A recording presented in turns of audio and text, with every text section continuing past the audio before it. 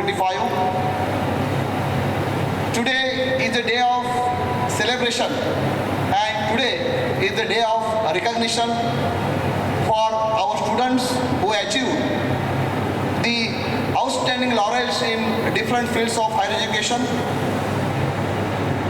I would like to take this opportunity to congratulate all the winner students, and I express my gratitude towards the parents and all teaching staff who have guided our students in the academic year 2024-25. Our college is providing all kind of support to train our students, which include the financial support.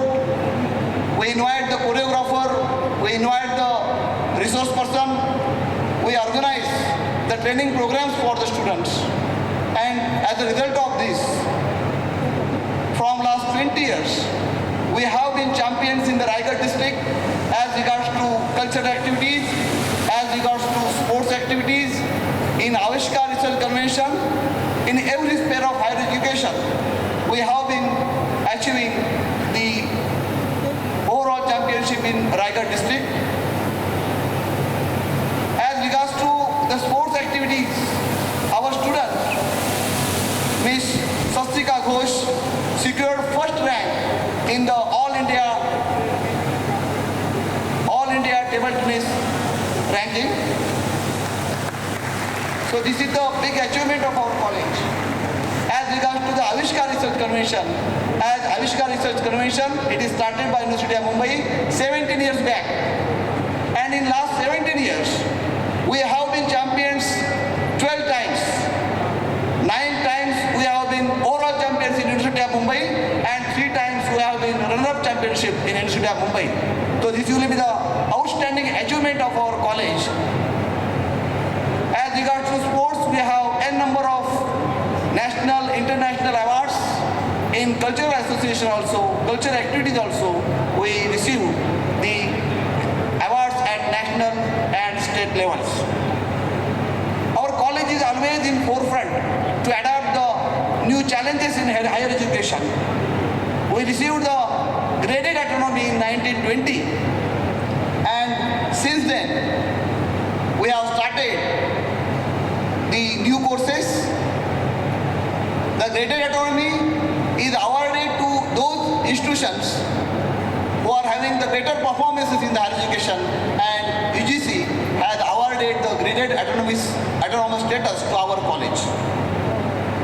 This prestigious status could achieve because of the strong previous record. As all of you know, we have received the college with potential for excellence status 2 times. We received the Best College Award of University of Mumbai, and we have successfully completed the 4 cycles of the NAAC. In the first 3 cycles of the NAAC, we received the A and A plus grade, and in the 4th cycle of NAAC, which we have successfully completed in the December 24, where we received the A plus A double plus grade, which is highest possible grade in NAAC accreditation with 3.52 CGPA, and we placed 3rd position in the all autonomous colleges of the Maharashtra state. We have successfully implemented the NEP 2020 in the academic year 23-24, and we have started the new skill-oriented, job-oriented, and value-added courses for the holistic development of the students. At present, we have 16 undergraduate specialized programs, 15 postgraduate specialization programs, and 9 PhD centers at our college with different remedial, job-oriented, skill-oriented courses. Our laboratories are well equipped with all sophisticated instruments, with softwares. Our library is highly automated with collection of 1,13,000 books, and including 29,000 reference books with ample of e-learning resources, e-books, e-journals. Our library is associated with the makerspace and lecture captain system, where our teachers develop the e-contents and that are made available for our students. students. As I mentioned, we have 9 PhD centers. In the 9 PhD centers, we have 16 recognized guides, and we have produced 63 research students, PhD students so far, and 83 PhD students are registered and they are pursuing PhD under the different research center of college, and they have produced the different research papers and patents in reputed national and international journals. By considering the importance of research in higher education, the institute itself provides the seed money for our research students, for our research teachers. Similarly, by the generous support of our Honorable Chairman Sri Ramsey Thakur Sahib, in the last year, the college has received 40 lakhs rupees for the cause of seed money for undertaking the research projects. Under the incubation, innovation and entrepreneurship side, we have been conducting the different activities assigned by the ICC New Delhi, and as a result of that, we have prepared the conducive environment for entrepreneurship, and the Department of Microbiology have started the production of biofertilizer, and the Department of Microbiology established the biofertilizer unit in the college.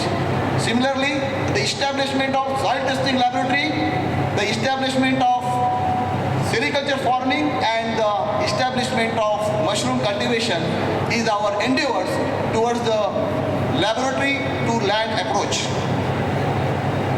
Our alumni, by considering the importance of the placement, we have appointed the dedicated placement officer in our college, and so far about 50% students of our college have been either placed or progressed in the different institutions, different organizations.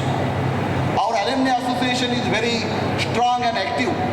In the last academic year, the alumni association contributed 51 lakhs rupees for the cause of development of the student facilities in our college. Similarly, our alumni undertake or organize the different sessions for our students. Selection of mentor college by University of Mumbai, and to mentor the non-accredited colleges of the Raigad district, and lead college status by University of Mumbai to communicate the various reforms in higher education to the different colleges is the real acknowledgement to our college for our sincere efforts in the higher education. By recognizing our commitment and achievement in all segments of higher education, the education in the Education World Ranking, we received 28th position across the country in all autonomous colleges of the country. In this way, we are ready to face the new challenges in the higher education and to achieve the new heights in the higher education. At the end, I would like to thank our chief guest, Honorable Dr. Maske Jnanadev sir, the Vice Chancellor, Dharmveer Bhaurav Patil University, Satara. Sir, your presence is the testament to your commitment to higher education and support to our institution. Once again, I thanks to all the dignitaries on the dais. I would like to thank all the parents, students, and I wish best luck to all students for their future endeavors. Thank you.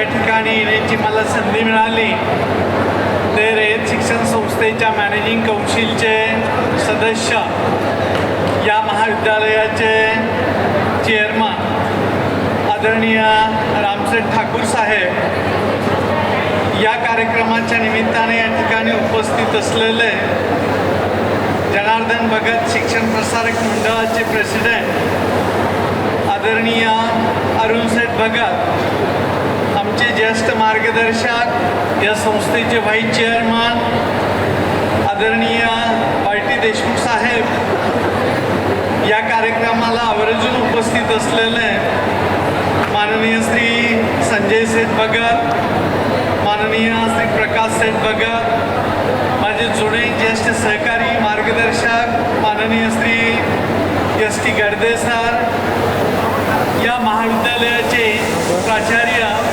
Doctor S के पाटील, विविध विभागांचे विभाग प्रमुख, या कार्यक्रमाला आवर्जून उपस्थित असलेल्या या शहराच्या माजी प्रथम नागरिक कविता चौतमल आणि उपस्थित सर्व शिक्षक बंधू भगिनी, पारितोषिक प्राप्त विद्यार्थी बंधू आणि भगिनींना, मी प्रथमतः सर्व पारितोषिक प्राप्त विद्यार्थ्यांचं मनापासून कौतुक करतो, अभिनंदन करतो.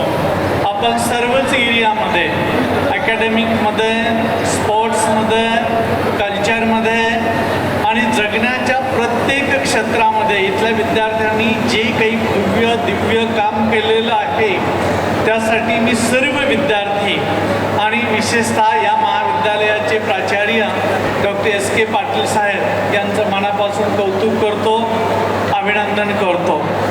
मला आजच्या दिवशी विशेष अभिनंदन करायचं आहे ते महाविद्यालयाचे प्राचार्य आणि त्यांचे सर्व सहकारी.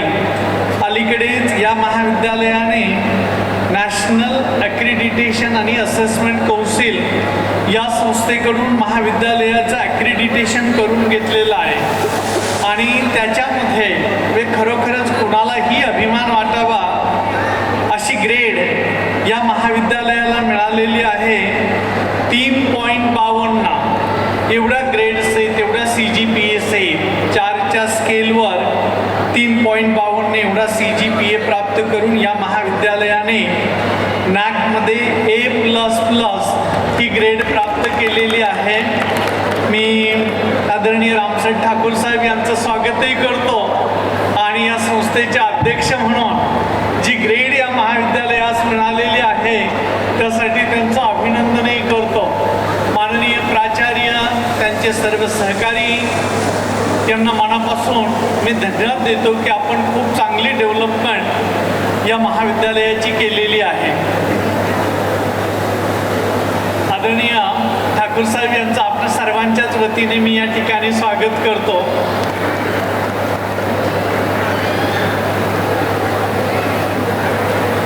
महाविद्यालयाने वर्षभर जे काही काम केलं आणि विद्यार्थी आणि शिक्षक यांची जी पारितोषिकं आपण या ठिकाणी वितरित केले, मी तर अंतर्मुख झालो.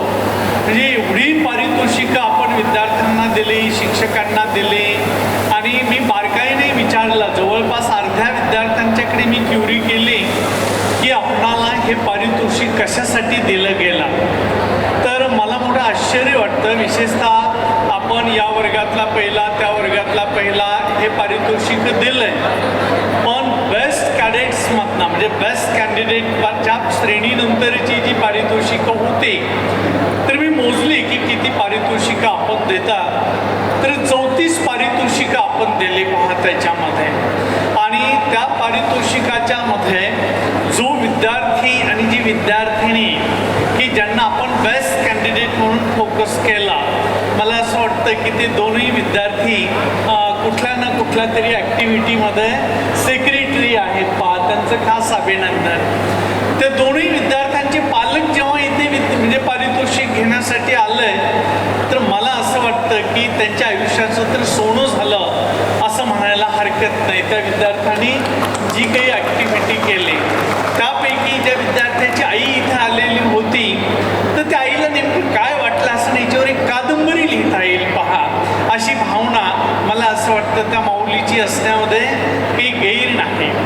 अन्य दोन विद्यार्थी याच्यामध्ये वेगवेगळ्या कारणासाठी त्यांना बेस्ट कॅन्डिडेट म्हणून आपण डेपिक्ट केलेलं होतं. तर मी बघितलं की प्रत्येक विद्यार्थ्याच्या ॲस्पायरेशनबद्दल सरांनी सांगितलं की कुणाला IAS व्हायचं होतं, कुणाला आणखी काही व्हायचं होतं. पण मेजर कॅन्डिडेटने सांगितलं की मला IAS व्हायचं आहे, इंडियन ॲडमिनिस्ट्रेटिव्ह सर्व्हिसेसमध्ये जायचं. आणि ही बाब मात्र मला नक्कीच थोडीशी काळजी वाटणारी आहे, चिंता वाटणारी आहे. बाब नाही काही तर मला किमान पोलीस इन्स्पेक्टर व्हायचं असं सुद्धा एका विद्यार्थिनीच्या बाबतीत त्यांनी सांगितलं. आणि मग मी ठरवलं की नाही, आता आपण या विषयावर विद्यार्थ्यांना आपली पण बाजू मांडली पाहिजे.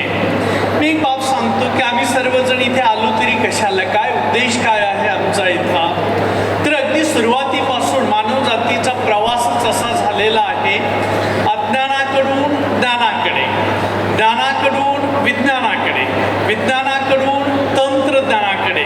आणि आपले दोन शिक्षक असे आहेत की ज्यांनी अत्युच्च पातळीवर जे तंत्रज्ञान, ज्याला आपण आर्टिफिशियल इंटेलिजन्स म्हणतो, आत्तापर्यंत संगणक आपण त्याला सांगायचो आणि त्या आज्ञेवर हुकूम काम करायचं. आता आपण संगणकाला सांगितलं की अरे अनुभवातनं जर मी शिकतो तर तू का शिकत नाही. 1000 वेळा एखादी गोष्ट केल्यानंतर तुला ती समजायला पाहिजे ना. आणि कॉम्प्युटरने आपलं ऐकलं असं समजा. आणि मग जसा माणूस स्वयंप्रज्ञेने विचार करतो तसं आता विचार करणारं कॉम्प्युटर आपण जन्माला घातलं असं म्हटलं तर फारसं वावगं ठरणार नाही. आणि आपणापैकी 2 शिक्षकांनी ते तंत्रज्ञान वापरून त्याचं पेटेंटिंग केलेलं आहे किंवा त्यांनी स्वामित्व हक्क मिळवलेला आहे की जगामध्ये या ज्ञानावर माझा हक्क आहे. त्या 2ही शिक्षकाचं मी मनापासून कौतुक करतो, अभिनंदन करतो की बदलत्या काळामध्ये आपण कशाची कास धरली पाहिजे हे त्यांना बरोबर समजलेलं आहे. पण एक बाब अशी आहे की प्रत्येकाला IASच का व्हावंसं वाटतं याचा मी खरा विचार करत होतो. आपण इथं बसलेले सर्व ज्ञानाचे उपासक, समजा अशी कल्पना करा की जुन्या काळी ऋषींचे मुनींचे आश्रम असत. मी तर हा सेंटचा आश्रमच आहे असं म्हणतो. आणि हा जुन्या काळी जर आश्रम असता तर याच्या दरवाज्यावर आपण काय लिहिलं असतं, तर जुन्या काळच्या सर्व आश्रमांच्या गेटवर जे बोधवाक्य होतं ते एकच होतं. आपलं बोधवाक्य आहे विद्या विनयन शोभते. पण त्यांचं बोधवाक्य होतं अथातो ब्रह्म जिज्ञासा. आम्ही इथे कशासाठी आलो, तर हे काय चाललंय नेमकं, हे कसं चालतं, प्रत्येक गोष्टी पाठीमागचा कार्य कारणभाव समजावून घेण्याचा आमचा उद्देश आहे. अथातो ब्रह्म जिज्ञासा. मी ते समजावून घेण्याचा प्रयत्न करेल. आणि मी ते समजावून घेण्याचा प्रयत्न करण्यामध्ये एकेकाळी माकडापासून जेव्हा आपण प्रगत झालो तेव्हा गुहेमध्ये राहायला गेलो.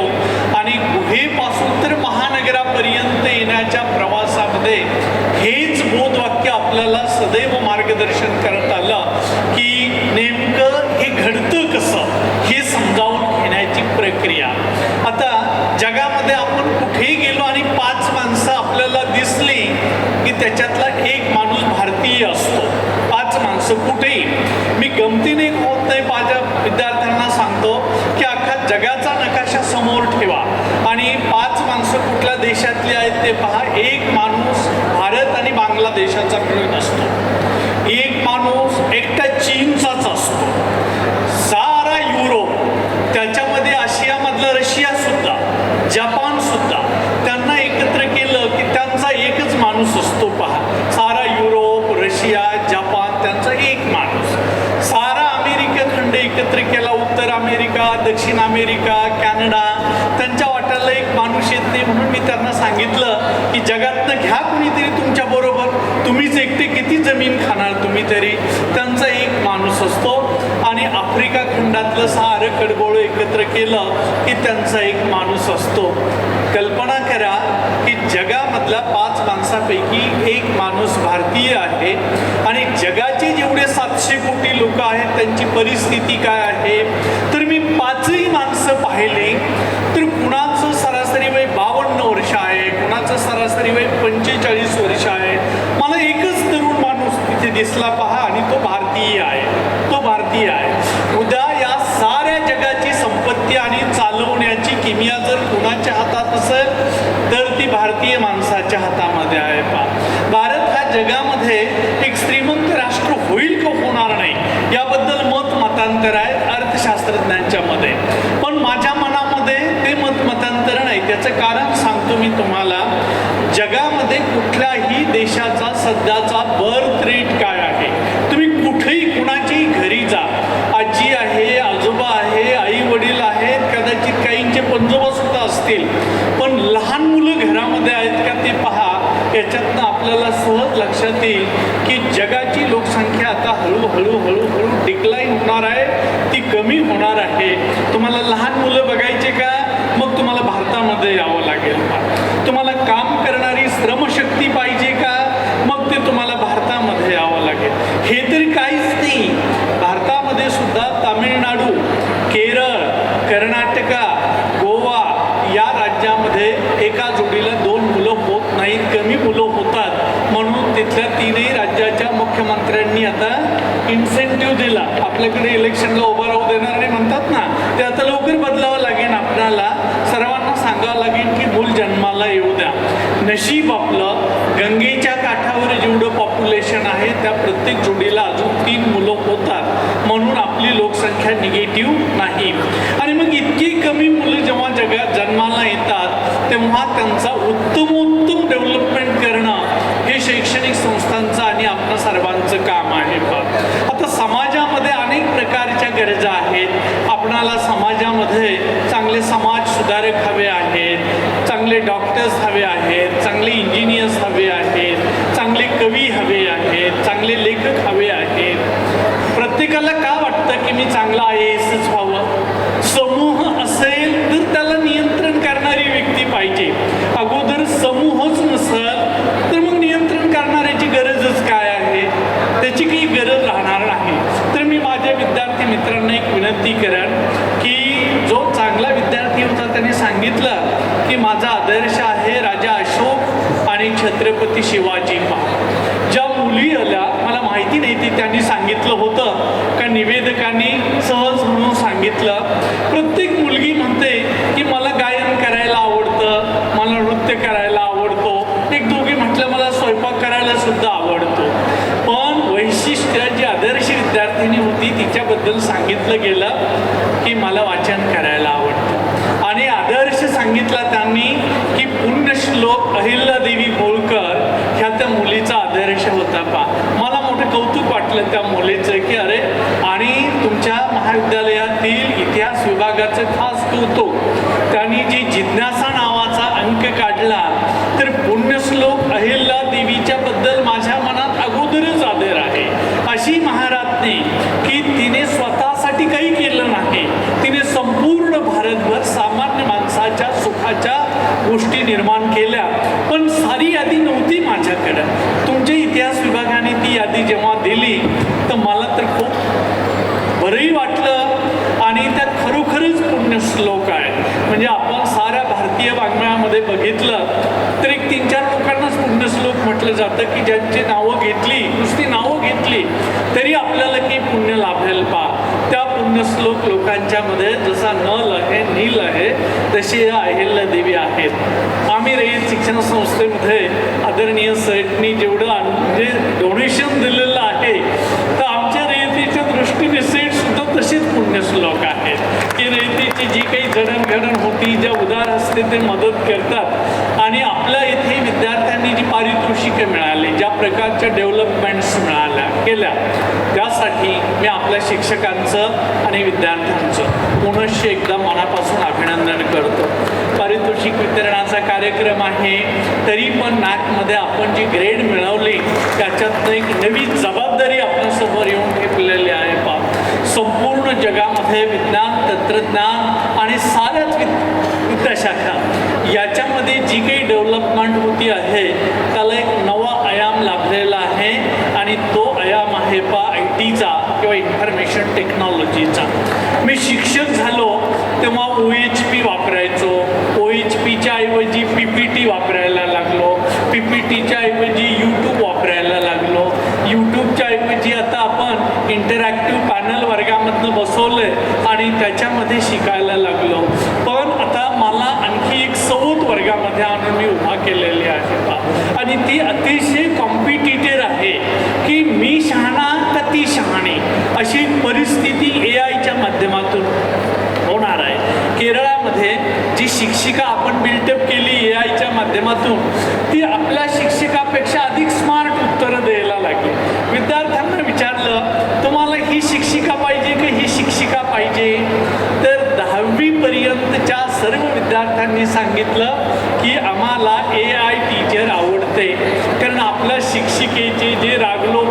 घरच्या आईसारखी आहेत. AIची जी टीचर आहे तिला सांगितलं पोरगं कसंही वागलं तर तू मात्र त्याला प्रेमानेच वागायचं, कारण आपण त्याला अजून राग कसा येतो हे काही शिकवलं नाही. आणि मग आता शिक्षकाला रिप्लेस नाही करणारी आहे, नीट समजावून घ्या. कोणाला जर ही भीती असेल की वर्गामध्ये मला रिप्लेस करेल आर्टिफिशियल इंटेलिजन्सची शिक्षिका, तर ती तशी करणार नाही. She will be our companion. पण मस्के सर उद्या मायटोकॉन्ड्रिया शिकवतात अशी कल्पना करा, आणि मायटोकॉन्ड्रिया आणि गॉल्गी कॉम्प्लेक्समध्ये आयत्या वेळेला घोळ झाला. मायटोकॉन्ड्रिया ताकद निर्माण करते, एनर्जी निर्माण करते, आणि गॉल्गी कॉम्प्लेक्स शरीरातलं जे विष असतं त्याचं निर्विषीकरण करतं. पण समजा माझ्याकडनं चूक झाली तर AIची माझी सहकारी अजिबात क्षमा करणार नाही. ती लगेच सांगेन की सर आपण चुकलात बरं. मायटोकॉन्ड्रिया एनर्जी निर्माण करते आणि गॉल्गी कॉम्प्लेक्स निर्विषीकरण करतं. तर शिक्षकाला इथून पुढे आपला रोल अधिक सुदृढ करावा लागणार आहे. मी माझ्या सर्व शिक्षक बंधू भगिनींना विनंती करतो, आपल्या सर्वांना PhDसाठी आपलं ॲप्रिशिएशन झालं, PhDच्या बरोबर आपण पेटेंटिंग केलं म्हणून आपलं ॲप्रिशिएशन झालं. पण आपली एक जबाबदारी अशी आहे की आपणाला सुबुद्ध असे नागरिक आता निर्माण करायचे आहेत. मी सहज एका महाविद्यालयामध्ये, मी त्या विद्यालयाचा माजी विद्यार्थी, आणि विद्यार्थ्याच्यामध्ये काय चाललं हे ऐकण्यासाठी गेलो होतो, आणि लिटरेचरमध्ये मला बोलवलेलं होतं. मी सायन्सचा कॅन्डिडेट आहे. तर लिटरेचरमध्ये जगामध्ये कुठेही जा तुम्ही, एक कथा आहे की आई एका मुलाला जन्म देते, हतबलता असते आणि ते मूल नदीमध्ये सोडून देते पहा. आणि अशी कथा आपल्याकडे कर्णाची आहे. तिकडे नाईल नदीच्या काठावर फॅरो नावाचा राजा होता, त्याची पण अशीच एक कथा आहे. भूमध्य समुद्रामध्ये मूल समुद्रात सोडलेली एक कथा आहे पहा. आणि लोकांना असं वाटतं की जन्माला आलेलं मूल होतं आणि ते दिलं नदीमध्ये सोडून, तर मी त्याला एक आयाम दिला. तसं कुणी आई सोडत नसते पहा. त्या आईने ते मूल मला सांभाळायचं नाही, पण मूल मरता कामा नये म्हणून त्याला इतकं धन दौलत दिले. जसं की मी कुंतीचंच सांगेल, कुंती ही एका राजाची मुलगी होती, तिला मूल जन्माला आलं नसतं, समाजाने मान्य केलं म्हणून तिने एक पेटी भरून सोनं ते मूल नदीच्या काठावर कुणीतरी दाशी बोलवली, तिला दिलं आणि ते जगलं सुद्धा. फॅरोची तशीच कथा आहे पहा. पण अजून एक कथा आहे ना की कधीतरी जगामध्ये जलप्रलय होईल, आणि जलप्रलय झाला तर माणसाने जायचं कुठं, तर जलप्रलय झाला तर जायचं कुठं अशी एखादी कथा भारतखंडामध्ये आहे का, तर ती नाही. जलप्रलय झाला तर जायचं कुठं अशी एखादी कथा इजिप्तमध्ये आहे का, तर ती नाही. जलप्रलय झाला तर जायचं कुठं अशी कथा आहे पहा ग्रीसमध्ये, अशी कथा आहे रोमन लोकांच्यामध्ये, अशी कथा जर आहे ती आहे अलेक्झांड्रियाच्यामध्ये किंवा भूमध्य समुद्राच्या अवतीभोवती असणाऱ्या राष्ट्रांच्यामध्ये. मी एक विचार केला की काय कारण असलं पाहिजे, तर तुम्हाला मी एक गंमत सांगतो की पूर्वी युरोप खंड आणि आफ्रिका खंड ही एकमेकाला जोडलेले होते पहा, आणि त्याच्या पलीकडे म्हणजे पश्चिमेकडे अटलांटिक नावाचा सागर होता. युरोप आणि आफ्रिका खंडाला जोडणारी जी जमिनीची पट्टी होती त्या पट्टीचं नाव होतं जिब्राल्टर नावाची पट्टी होती, आणि ती एक 20 किलोमीटरच रुंदीची होती पहा. समुद्राच्या पाण्याचा रेटा इतका जास्त होता की ही जिब्राल्टरची जी पट्टी आहे ती झिजत झिजत झिजत गेली आणि एक दिवस ती तुटली. मोरोक्को नावाचा देश आणि पोर्तुगाल नावाचा देश, त्याच्यामध्ये जर तुम्ही बघितलं तर एक छोटा स्ट्रीट किंवा एक छोटी फट निर्माण झाली, आणि त्या फटीमधनं आता पाणी जमिनीवर यायला लागलं की जिथं जमीन सखल होती, बशीसारखी होती पहा. आणि ते पाणी किती होतं, तर भारतामधनं साऱ्या नद्यांना पूर आला एका वेळेला, तर ते सारं पाणी एकट्या नाईल नदीमध्ये मावतं, आणि 100 नाईल नदीमधनं जेवढं पाणी वाहेल तेवढं पाणी अटलांटिक महासागरामधनं जमिनीवर आलं, आणि ते पाणी जमिनीवर आल्या कारणाने जमीन भरत भरत भरत चालली. सुरुवातीला लोकांना वाटलं पाणी आत्ता थांबेल, मग थांबेल, नंतर थांबेल, नंतर थांबेल, नंतर थांबेल. पाणी काही केलं थांबाना, त्याची उंची वाढत वाढत वाढत वाढत वाढत चालली. ज्यांच्याकडे काही साधनं नव्हती ती माणसं मेली पाण्यामध्ये. पण त्या काळी सुद्धा होडी बांधायची कला त्या संस्कृतीमध्ये होती आणि ज्यांच्याकडं होडी होती ती होडी तरंगत तरंगत तरंगत तरंगत तरंगत वर आली. ज्याला आपण आज गाझा स्ट्रीप म्हणतो ना इस्रायलचं, तिथे येऊन ती लागली पहा, म्हणून ती होली लँड म्हणजे. आणि समुद्राची पातळी आणि या बशीमध्ये जे पाणी भरत होतं भूमध्य समुद्राचं, ते जिथं थांबलं तर ते कुठं थांबलं तर सुएझ नावाची जमिनीची जी पट्टी आहे त्याच्यावरनं आता स्पिल ओव्हर म्हणजे त्याच्यावरनं वाहण्याच्या अगोदर ते थांबलं आणि मग त्याच्या भोवती जी संस्कृती निर्माण झाली ती ग्रीकांची होती, ती रोमनांची होती, ती स्पार्टनची होती, ती ग्लेडिएटरची होती, ती अव्हेंजरची होती. तुमच्यापैकी जर कुणी सिनेमा पाहिला असेल ट्रॉय नावाचा तर त्या तुर्कीय लोकांची होती, इस्रायलवाल्यांची होती. ही संस्कृती निर्माण झाली आणि मग त्यांची नदी वाहिलीच नाही. मूल सोडायचं कुठं तर तुम्ही पहा, इलियडमध्ये सोडलेली मुलं, ओडिससमध्ये सोडलेली मुलं हे भूमध्य समुद्रात नेऊन सोडलेले आहेत पहा, तिथे त्यांनी त्यांची व्यवस्था केलेली आहे. तर मी ते सांगितल्यानंतर त्या कॉलेजमधल्या माझ्या एकाही विद्यार्थ्याला ही नव्याने भूभाग कसा निर्माण होतो याची जाणीव नव्हती. माझी शिक्षकांना विनंती आहे, मी मुद्दाम आपणासाठी सांगितलं की आता आपण टेक्स्ट बुकमधनं शिकवतो ना ते खूप झालं, विद्यार्थ्याचा काही इंटरेस्ट नाही त्याच्यामध्ये आता. तर विद्यार्थी जनरेशन नेक्स्ट आहे हे खरं आहे की आपण जेवढं ज्ञान आपल्याला याच्यापेक्षा काकणभर सरस ज्ञान विद्यार्थ्याला आहे. तर आता शिक्षकाची जबाबदारी आहे to be a GenNext teacher, generation next teacher.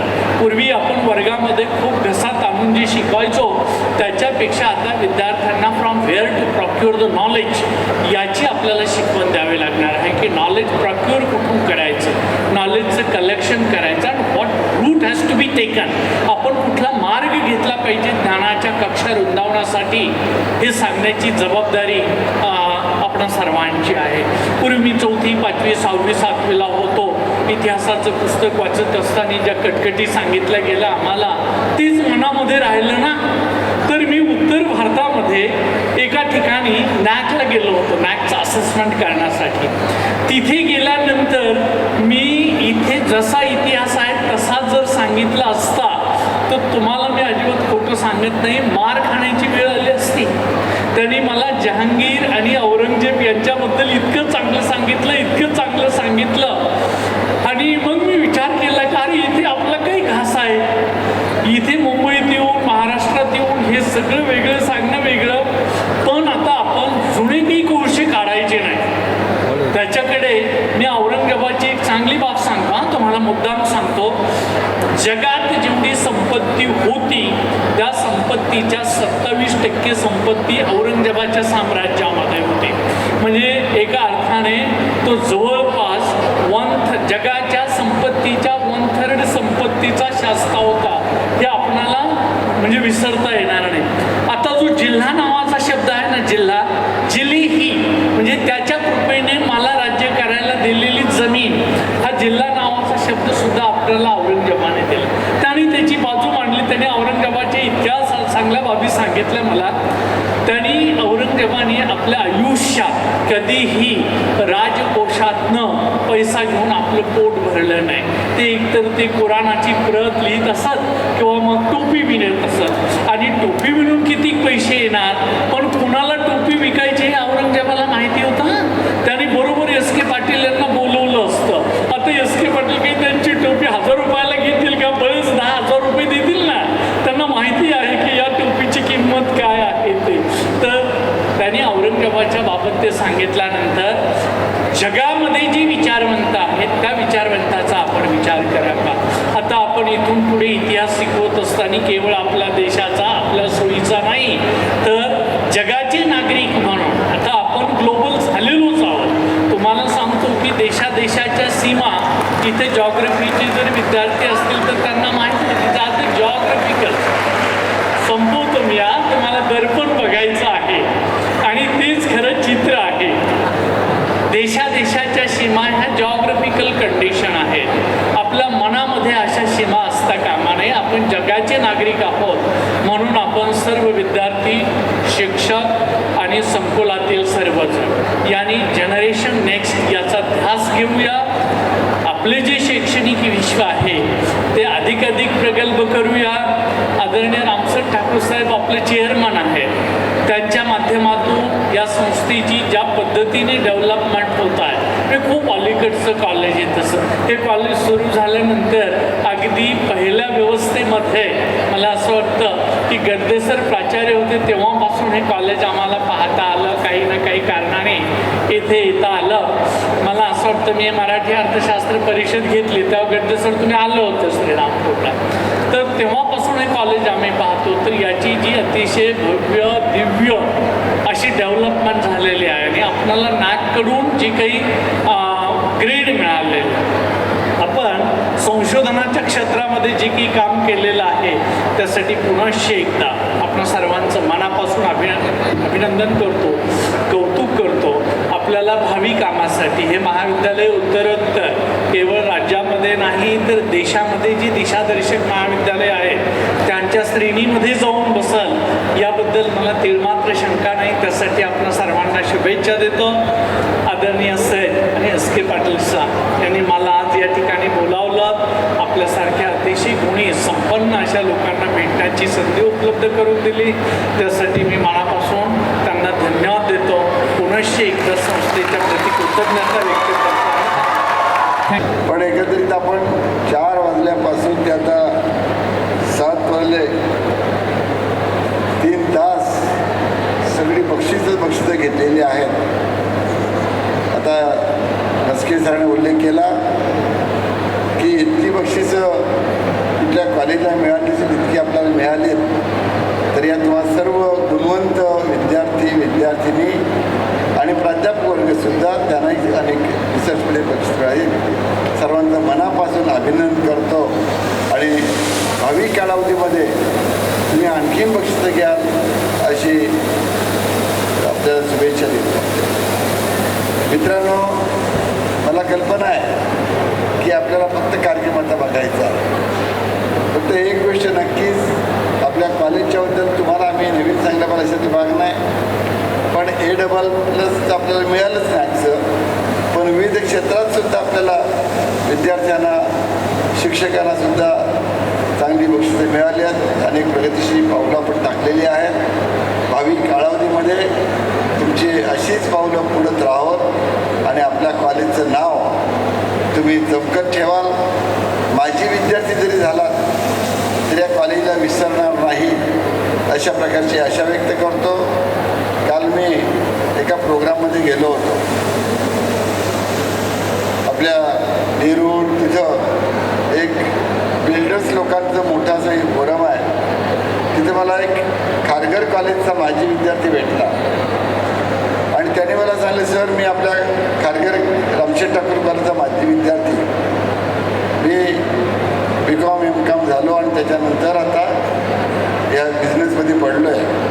माझी बहीण पण तिथलीच विद्यार्थिनी BSc झाली वगैरे आणि आता डॉक्टर झाली. म्हणजे अशा प्रकारच्या तुमच्या ज्या चर्चा तुम्ही माजी विद्यार्थी झाल्यानंतर मला ऐकायला मिळतात.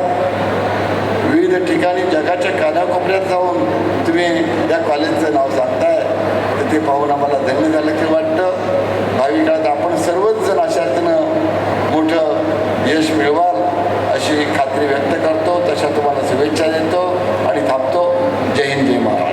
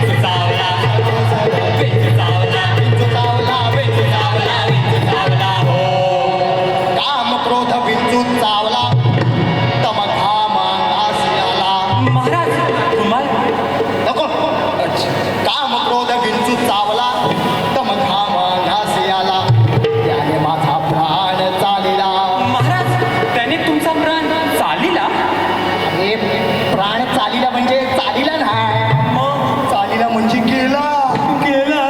ए जिवंत आहे.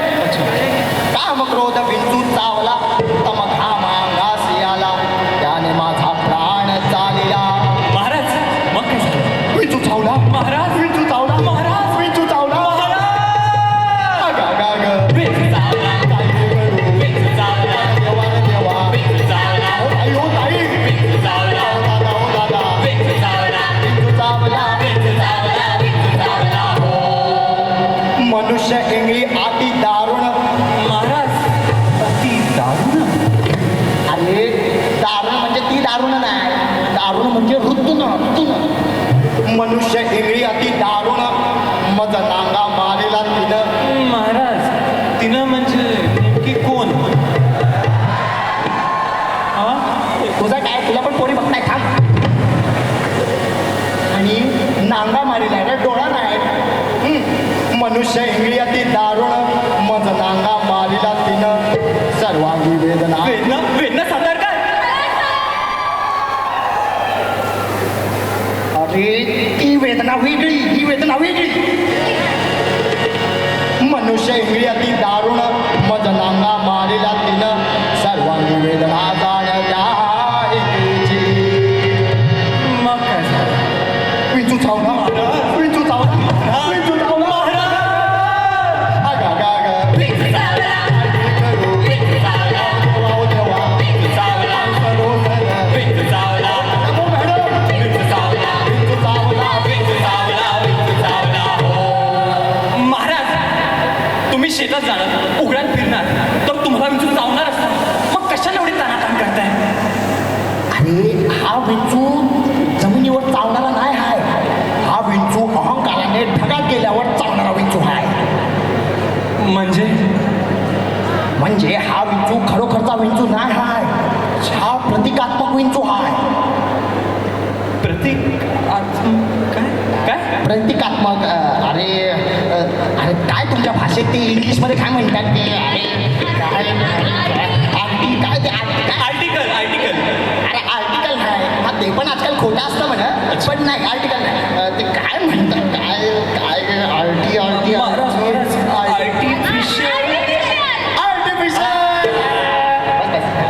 आर्टिफिशियल हा विंचू खरोखरचा विंचू नाही, आता आर्टिफिशियल विंचू आहे. अरे जर तुम्ही शिकून मोठे व्हाल आणि समाजात एक चांगला माणूस घडाल तर हा विंचू तुम्हाला कधीच चावणार नाही. आता आपले कॉलेजेस घे. अरे आपलं कॉलेज शिक्षणाची गंगा कशी वाहत हे तुला माहिती आहे? कशी? सांगतो. आपल्या कॉलेजचे प्राचार्य, चेअरमॅन आणि शिक्षक वर्ग यांच्या योग्य मार्गदर्शनामुळे आपल्या कॉलेजच्या नॅक रिएक्रेडिशनमध्ये A++ हा गुणांकन मिळाला आहे. भारतातलं सर्वात दुसरं कॉलेज आहे हे ज्याला A++ मिळाला आहे. आणि सगळ्यात कमी वयात म्हणजेच वयाच्या 27व्या वर्षात ह्यांना A++ असा गुणांकन मिळालेला हे भारतातलं पहिलं कॉलेज आहे. आणि तुला माहिती आहे का, योग्य शिक्षण आणि योग्य मार्गदर्शनामुळेच आपलं कॉलेज नवी मुंबईमध्ये एक वेगळ्या स्थानावर स्थानपन्न आहे. आणि वटवृक्षासारख्या आपल्या या एवढ्या मोठ्या कॉलेजला योग्य हा आधारस्तंभ मिळाल्यामुळे काय फायदा झाला हे माहिती आहे तुला? काय फायदा झाला? अरे फायदा असा झाला की या शिक्षण मंदिरात ज्या ज्या विद्यार्थ्यांनी शिक्षण घेतलं त्यांना हा विंचू कधीच चावणार नाही, पण तुझ्यासारख्या अडाणी माणसांना हा विंचू चावणार हे मात्र खरं. काय म्हणताय महाराज? खरं? वा वा. हा. मग काय झालं माहितीये? काय? विंचू चावला. महाराज! विंचू चावला. महाराज! विंचू चावला. महाराज!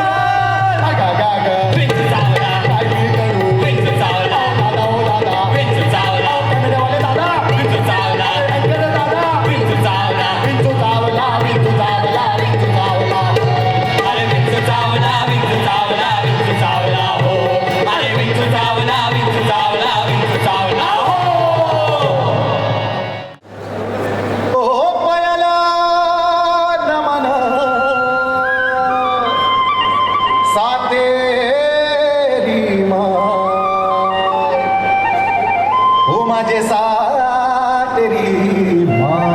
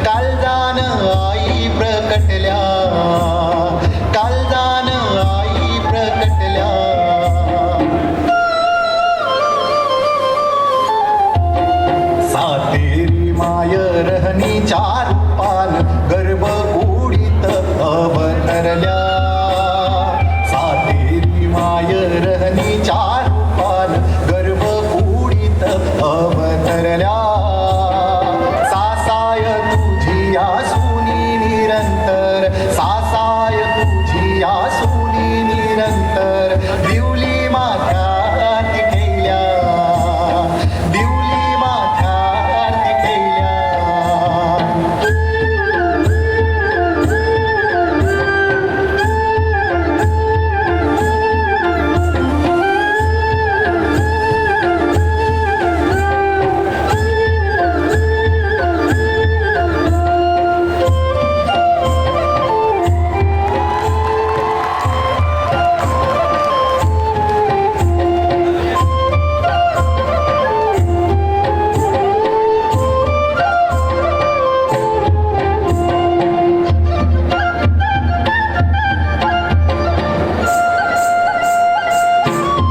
पाचो वर्षा शालू नेसून देवीन गोईचो सैमदन तैल्या पाचो वर्षा शालू नेसून देवीन गोईचो सैमदन तैल्या राखण तुझी ही गोयभूमी माझी राखण तुझी ही गोयभूमी माझी सोबीत देवलानी सजैल्या सोबीत देवलानी सजैल्या सातेरी माय रहनीच्या रूपान गर्भ कुडीत अवतरल्या सातेरी माय रहनीच्या रूपान गर्भ कुडीत अवतरल्या सासाय तुझी आसुनी निरंतर सासाय तुझी आसुनी निरंतर दिवली माथ्यात ठेवल्या दिवली माथ्यात ठेवल्या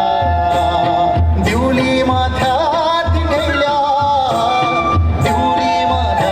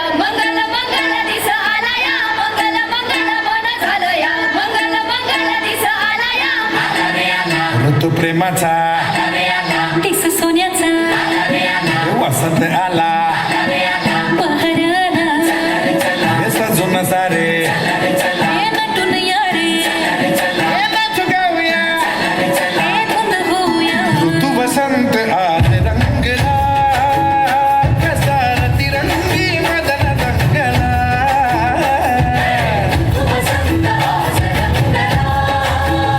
कसा तिरंगी मदन रंगला नदी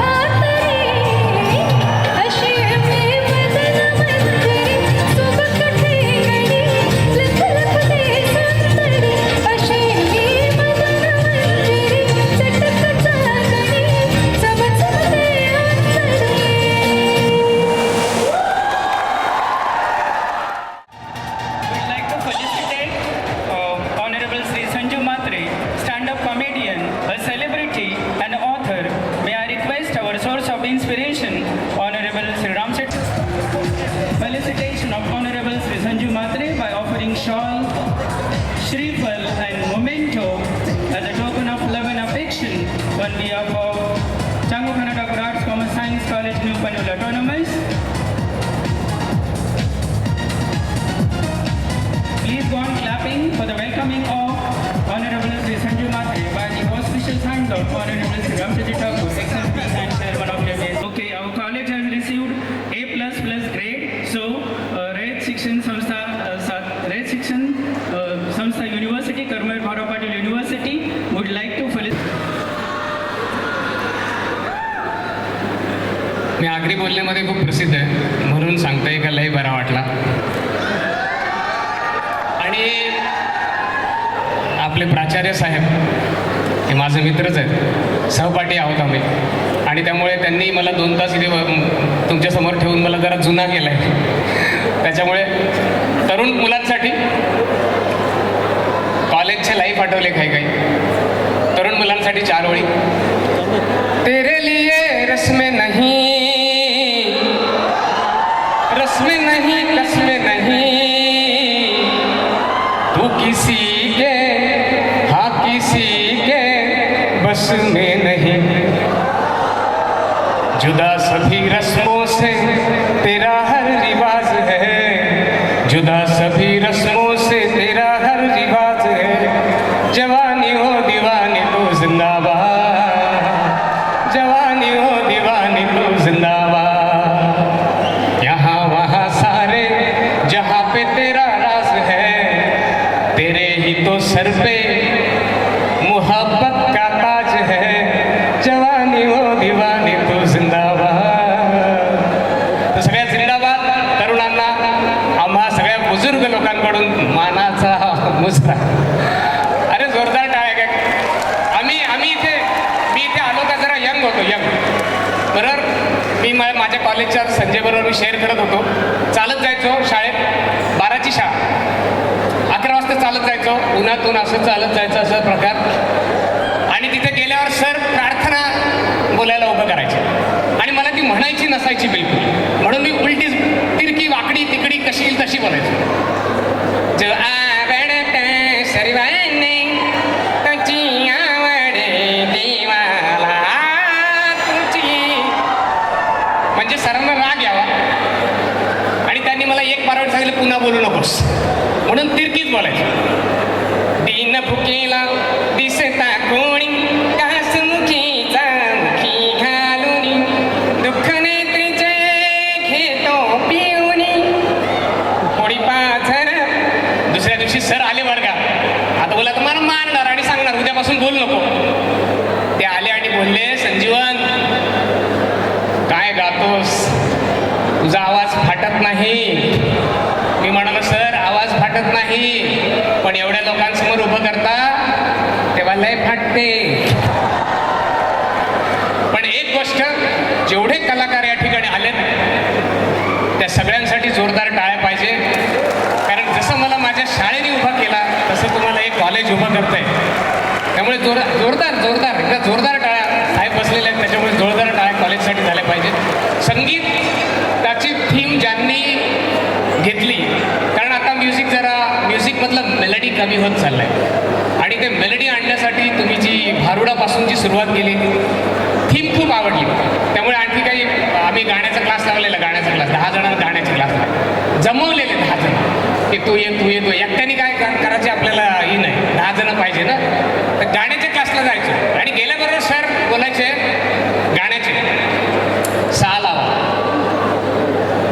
आता दरवाजे लावा, खिडक्या लावा. 6 कसा लावायचा, मग सरांनी सूर काढला आणि बोलायचं. आम्ही पण सर पाहिजे आहे असं नाही. संजीवन माझ्याकडे बघ, मी पण सरांकडे. दुसऱ्या दिवशी 5 जण गेले, आम्ही 5 जण राहिलो. पुन्हा दुसऱ्या दिवशी तेच आलो, 6 लावा.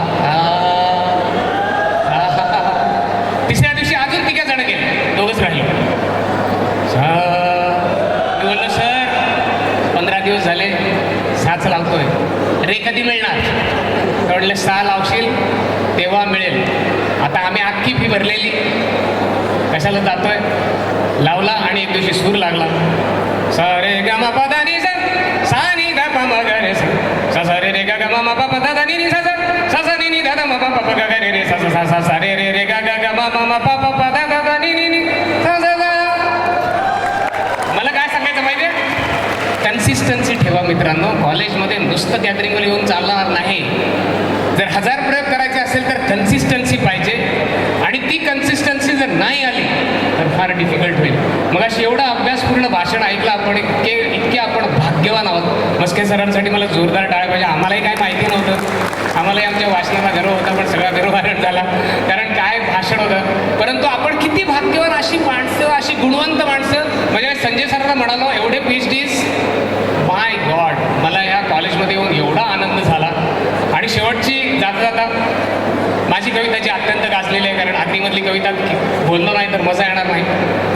याच्यावर कविता आहे, आवडेल तुम्हाला.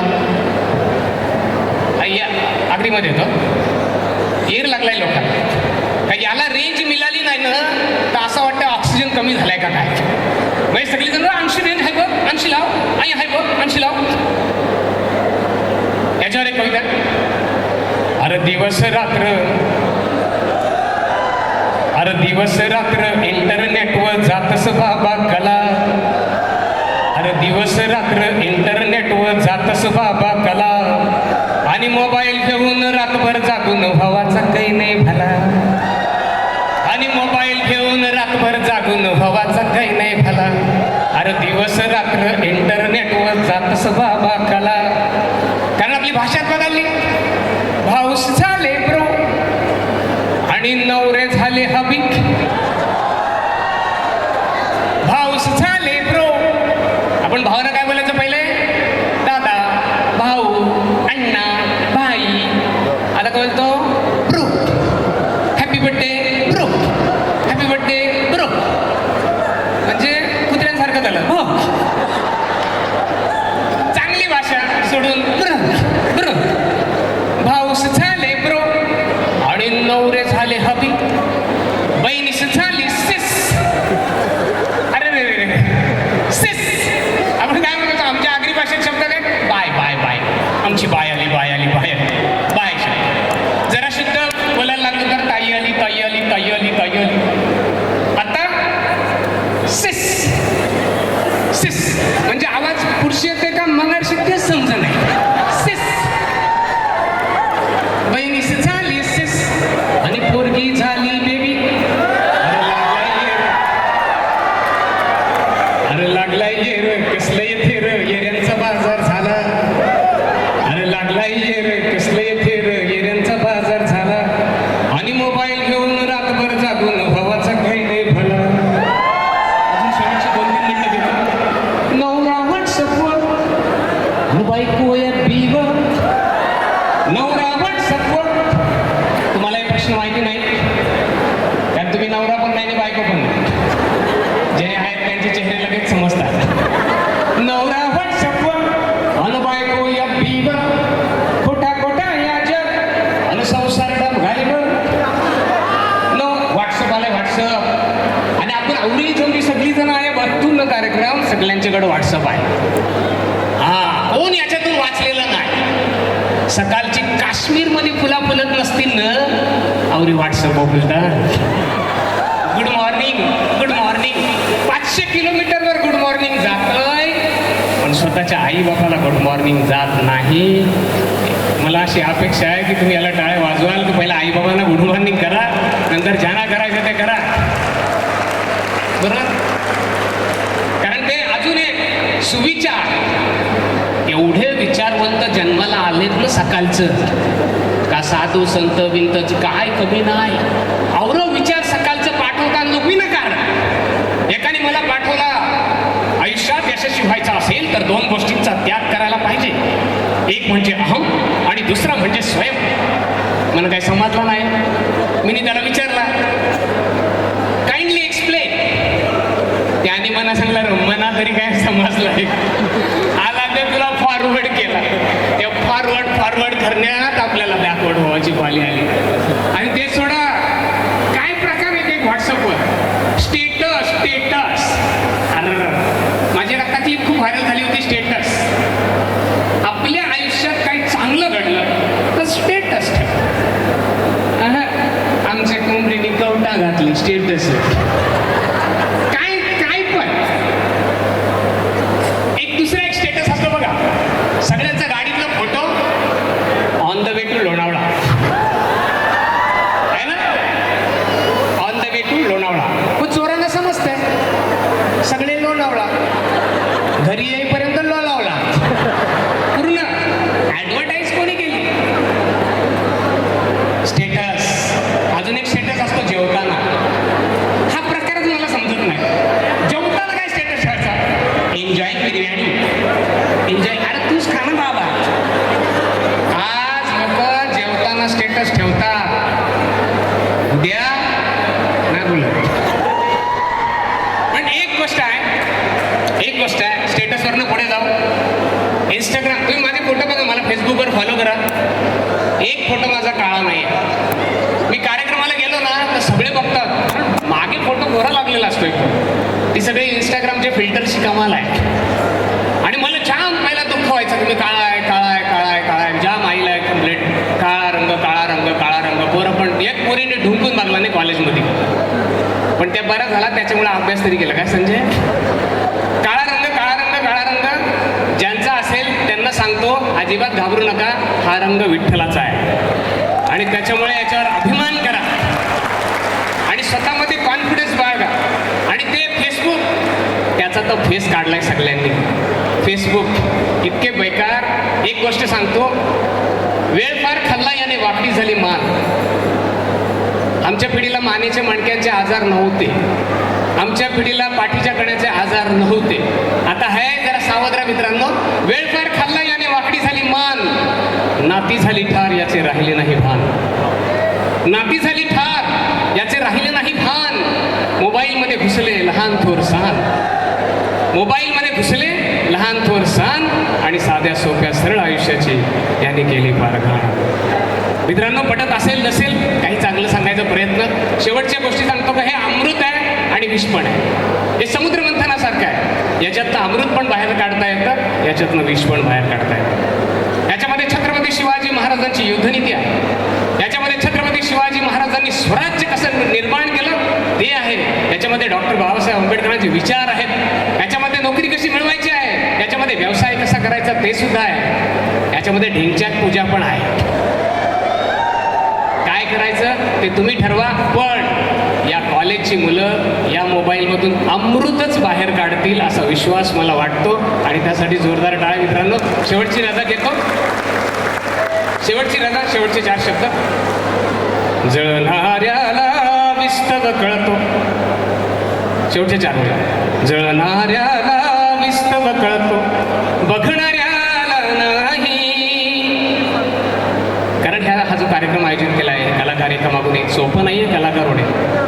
इथं सोपं असतं. PhD मिळवलेले सगळे, या कॉलेजसाठी ज्यांनी ट्रॉफीज आणल्या ते सगळे, ते त्यांनी मेहनत केली.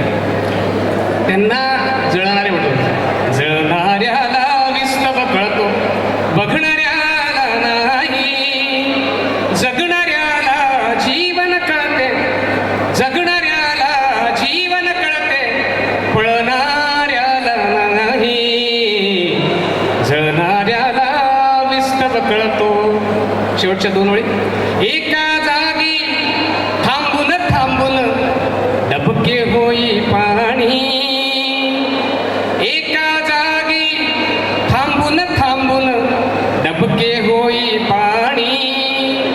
वाहणाऱ्याला मार्ग सापडे, वाहणाऱ्याला मार्ग सापडे, अडणाऱ्याला नाही. जळणाऱ्याला विस्तव कळतो.